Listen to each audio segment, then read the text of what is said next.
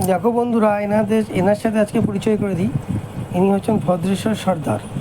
তিনি কাজ করছে window machine service with jet pump আর ফোম দিয়ে মেশিনটা সার্ভিস করা হচ্ছে।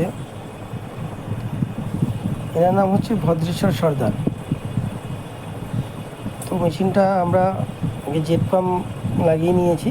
লাগিয়ে নেওয়ার পর কানটা ফিট করছে।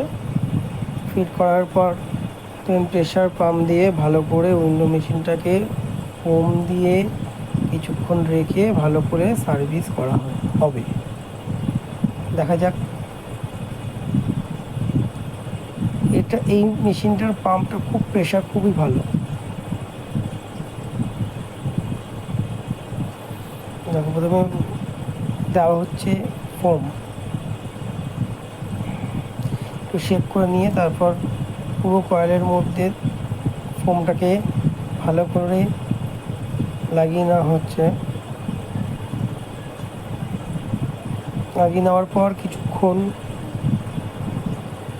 এটাকে রেখে দিতে হবে যেন কয়েলের যে ময়লাটা, ডাস্টটা ভালো করে উঠে আসে ফোমের মাধ্যমে।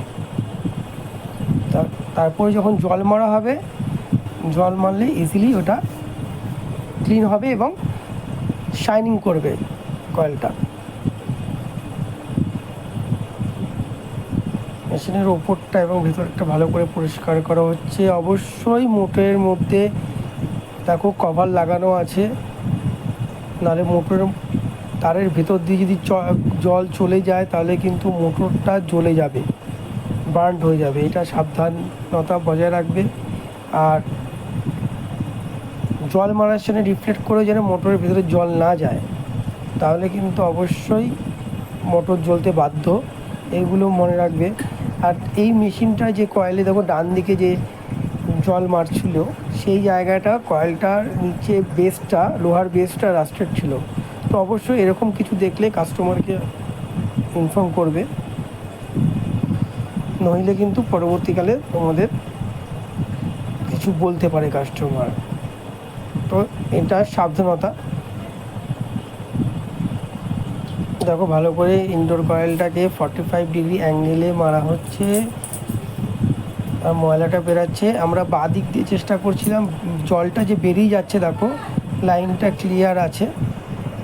তো লাইনটা ক্লিয়ার আছে দেখতে পাচ্ছ। এই ওয়াটার লাইনটা যে বেরিয়ে যাচ্ছে সেটা কিন্তু অবশ্যই খেয়াল রাখবে। জলটা ইনডোর কয়েল থেকে যখন মারা হচ্ছে, ফ্রন্ট কয়েল থেকে যে মারা হচ্ছে, সেই কয়েল থেকে যেন বেরিয়ে যায় সেটা দেখো। গেল।